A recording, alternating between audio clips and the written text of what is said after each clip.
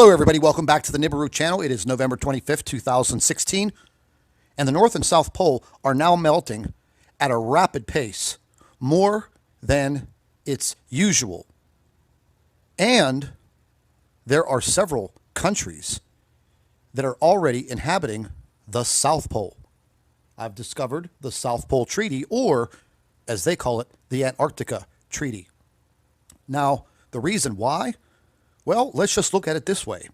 There's a very large landmass under the South Pole, meaning when all of that ice melts, there will be an entire country or multiple countries. Now, the same does not apply for the North Pole, and you will clearly see that later on in this video. They are already inhabiting the South Pole, and new life is now forming on the South Pole region.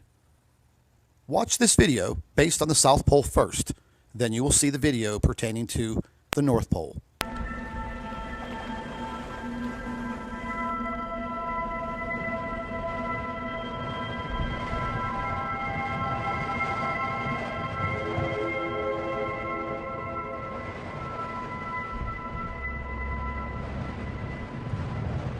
Here we've seen mean annual temperatures rise by about 3 degrees Celsius over the past 50 years, which is something like 5 times as fast as global average temperatures have risen over that period. As a result, huge chunks of ice are breaking off the continent. In March 2008, the Wilkins ice shelf, about the size of Connecticut, broke away from the mainland. And while melting icebergs do not increase the world's sea level, land ice, such as Pine Island Glacier, does.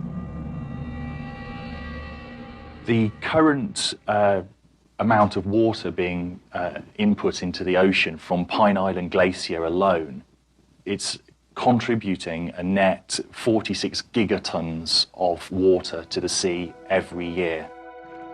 If this one glacier were to melt completely, it alone would add 1.5 meters, or nearly 5 feet, to the world's sea level. And while this represents a significant threat to mankind, the flora and fauna of Antarctica are experiencing a genesis. With these plants, I mean, they may have been carried in by wind and that sort of thing for hundreds of years, but with warmer temperatures, you get the melting of the snow, and thus exposing rock, soil, allowing these seeds or spores to establish themselves and grow in areas where they would never have been before. Global warming may very well be giving rise to new life here in the world's largest desert, but at what cost to the rest of the world? Well, that was very interesting. Now, let's take a look at the North Pole. Like I was saying in the beginning of the video, if the North Pole melts completely, well, there's no land mass under the North Pole. It is basically an ocean. So you need land for life. It's been the warmest year on record, a NASA scientist has said, and ice in the Arctic Sea is expected to bear the brunt of it. The Arctic is one of the most visible signs of a changing planet, warming twice as fast as anywhere else in the world. Over the past 3 decades, the amount of sea ice there has dramatically declined. This year, Walt Meyer says, we're on track to see the least of it. Without ice, the Arctic loses its cooling mechanism. The implications are both widespread and devastating. And basically, it's like we're opening up the refrigerator door, so the Arctic's cooling mechanism is becoming less and less efficient as we lose the sea ice. And the Arctic is connected to the rest of the climate system.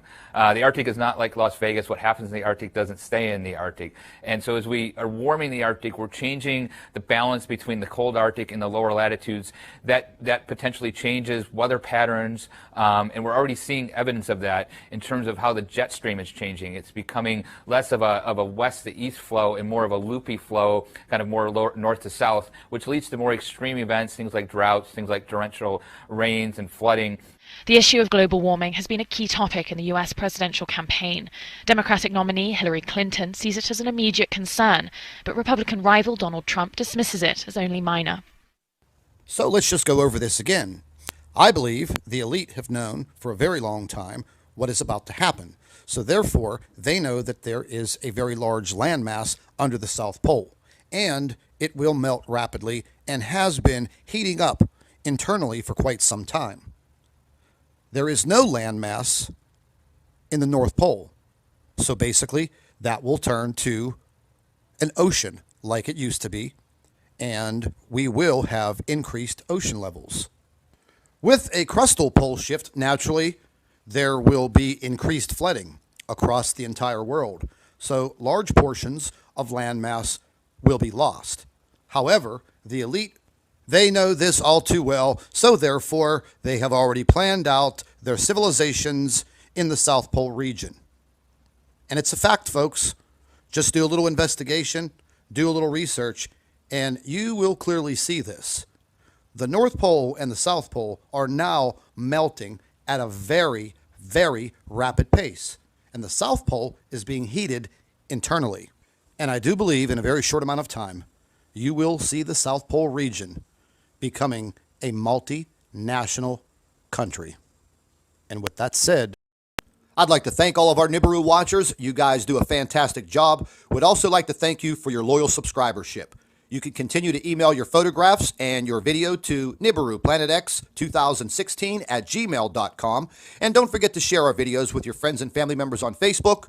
And subscribe to the Nibiru channel for all of our current updates. And like I always say, keep an eye in the sky.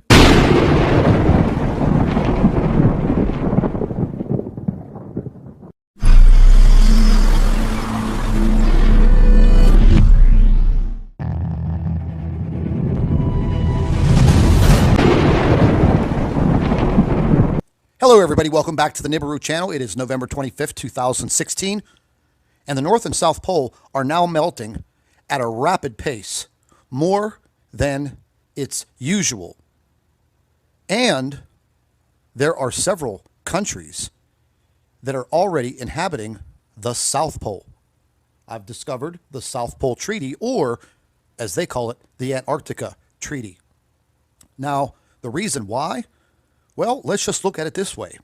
There's a very large landmass under the South Pole, meaning when all of that ice melts, there will be an entire country or multiple countries